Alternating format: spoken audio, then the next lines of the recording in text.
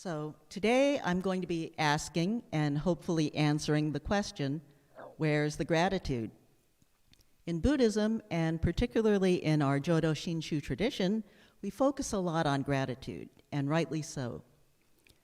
The Buddhist practice that we do does not involve sitting for long hours in a meditation hall or any austere practices. Some say that our practice is just gratitude. As Reverend Harada, our former OCBC minister and now BCA bishop, says, the Shin Buddhist way of life is the life of unending gratitude. Well, I have a confession to make. I have a gratitude problem. Let me explain. I keep a daily journal in which I make my to-do lists, plan my schedule, and jot down ideas and thoughts. I know how important gratitude is to living a Buddhist life. So when I read some articles about how to keep a gratitude journal, I thought that was something that I needed to try. In a gratitude journal, each day you write down one or more things that you feel grateful for. It's supposed to help you remember the good things that happened so that you could reflect on them and appreciate them. So I decided to add that gratitude element to my daily journal. My problem was, at the end of each day, I would dutifully write, I am grateful for, just like you can see up there. Then I would sit there and stare at the blank space while my mind furiously churned around trying to think of something that happened that day that I felt grateful for. It was almost always a struggle for me to come up with just one thing. So much so that it became a source of stress for me, which definitely was not the purpose of keeping a gratitude journal. It was making me feel bad instead of good. I wondered, what's wrong with me? What kind of a person, and especially what kind of a Buddhist, am I if I can't come up with even one thing from the whole day that I'm grateful for? Am I just a hopelessly ungrateful person? Going through this experience of trying to find what I'm grateful for is what led me to ask this question, where's the gratitude? Or more specifically, where's my gratitude? If there was gratitude in my life, why couldn't I find it? Where was it? To be totally honest, one big reason it was hard for me to find my gratitude is that positivity and gratitude don't come naturally to me. I don't think that our personalities are set in stone and can't ever change, but I do think that most people have a tendency or an inclination, a direction that they naturally tend to follow. And I think my inclination, my natural disposition, is to see the negatives in life first, rather than the positives. If some people are Eeyores and some people are Tiggers, I am definitely an Eeyore.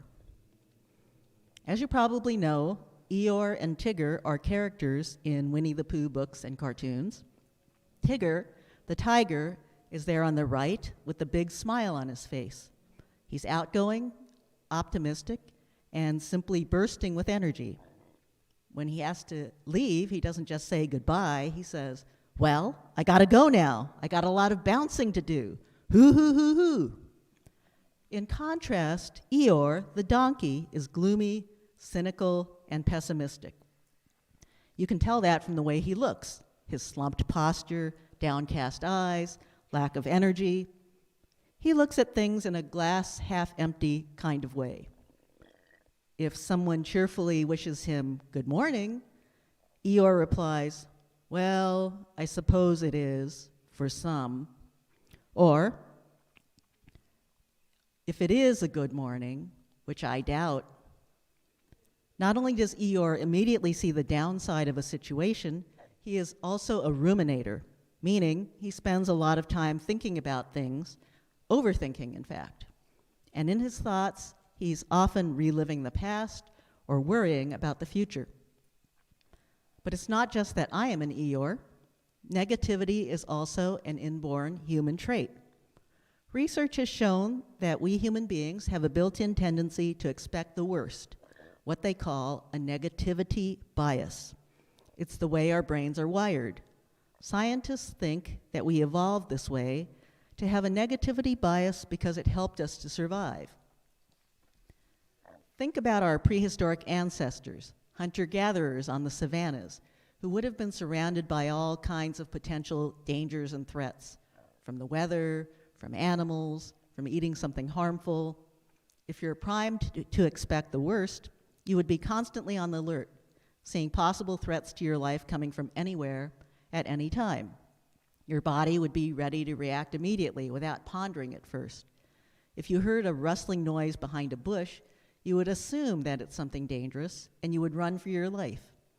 If it was a monkey behind the bush, fine, then you didn't need to flee. But if it was a lion looking for dinner, your assuming the worst could mean the difference between life and death for you. Today, most of us no longer live in a world where there is that kind of physical danger lurking around every corner. But our prehistoric brains haven't caught up to our current reality.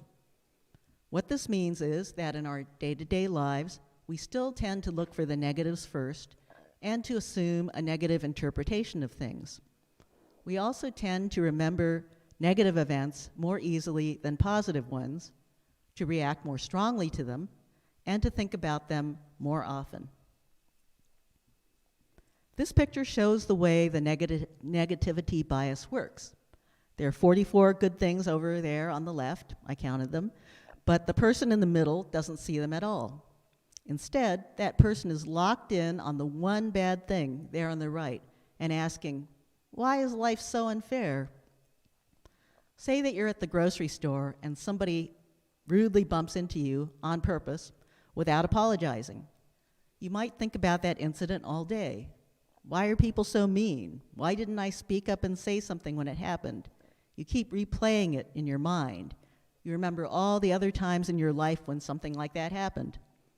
You don't think about all the many other things that happened that day that were positive, like the person who let you go ahead of them in line, or finding your glasses that you lost, or getting a text from an old friend that you weren't expecting.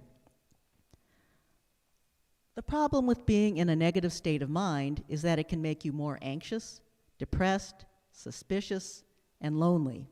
That makes life more difficult, and it certainly makes you more unpleasant to be around. Would you rather hang out with Tigger or Eeyore? Negativity is also a sticky state of mind, meaning that it attracts even more negative thoughts.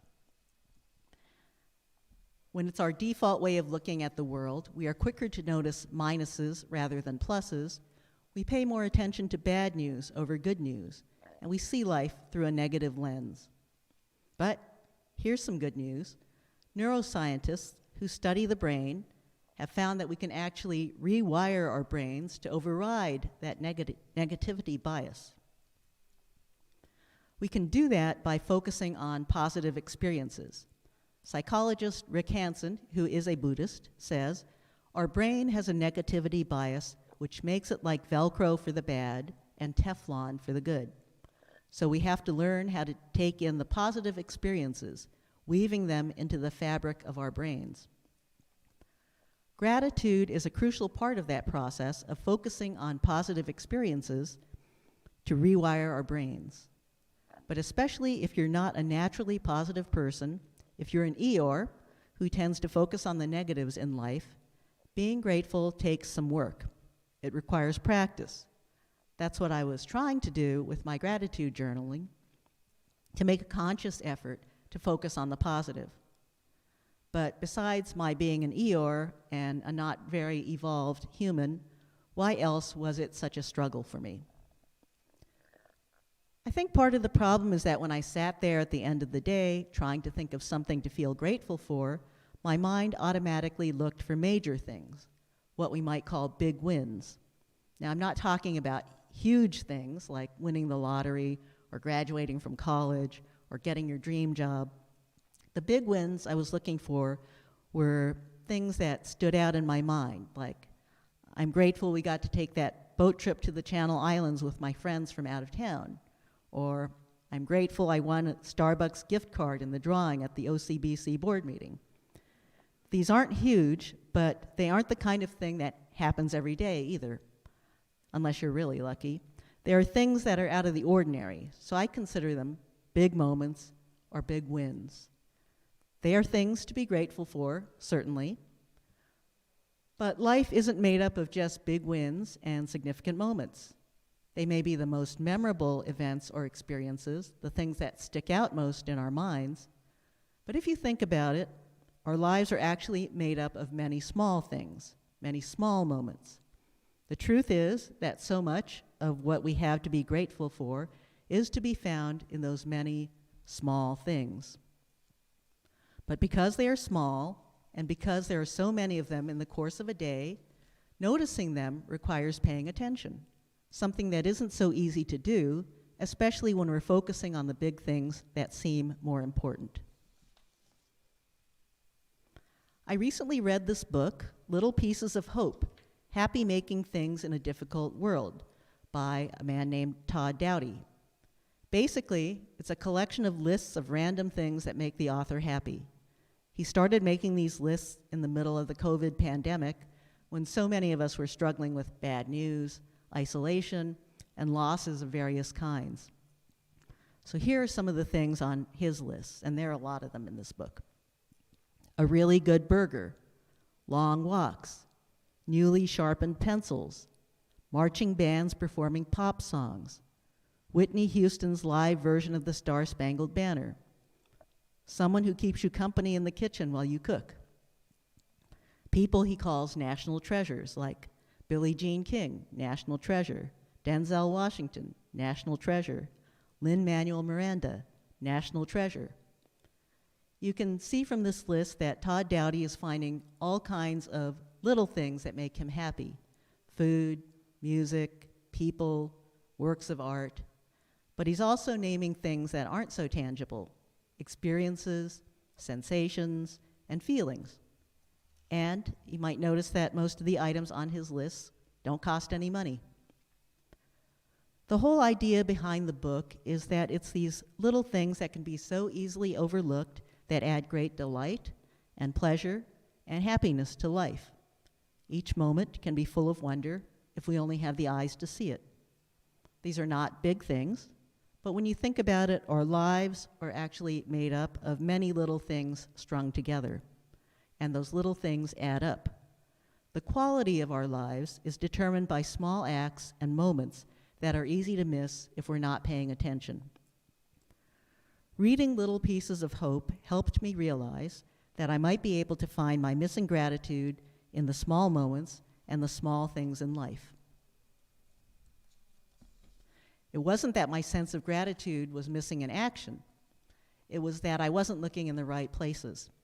It was that I was so busy rushing through my life, and my mind was so tied up in feeling regret about the past and worrying about the future, that I was not paying attention to everything that was happening right now.